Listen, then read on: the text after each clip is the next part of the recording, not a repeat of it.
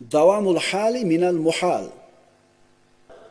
Holatni doim bir xil bo'lishi amri mahol. Doim zaif bo'lavermaysiz, siz ham bir kun quvvatli bo'lasiz. Doim quvvatli bo'lavermaysiz, siz ham zaif bo'lasiz. Doim mansabda bo'lavermaysiz, siz ham tushasiz. Doim pastda bo'lmaysiz, bir kun ko'tarilasiz. Bir xil turmaydi birodarlar. Bir xil turmaydi kunlar. Esimizdan chiqmasin mana shu narsa.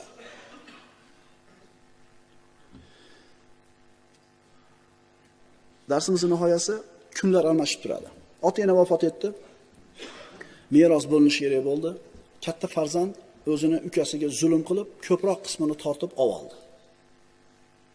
Ammo kunlar o'tdi, kichigi ham katta bo'ldi, ishladi, boyi badavlat qilib qo'ydi Alloh taolo o'zini fazlidan.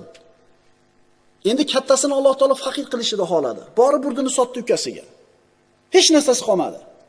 Alloh ukani boy qilishni xohladi, boy bo'ldi. Aka xohlagan ish bo'lmadi.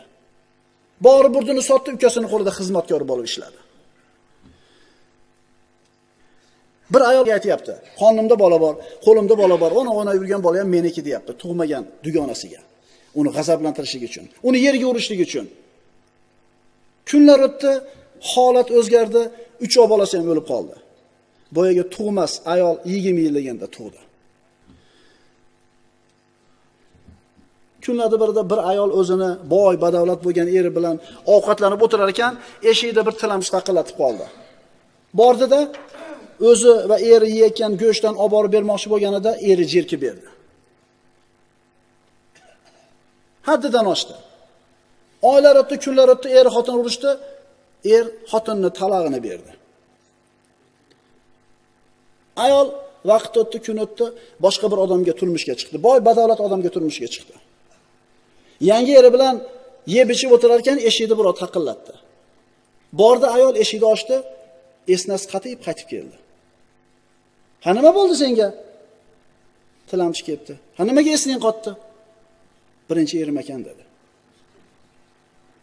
Shunga hayron bo'lasanmi? Seni eshigini taqillatib borgan faqir men edim o'sha kuni dedi.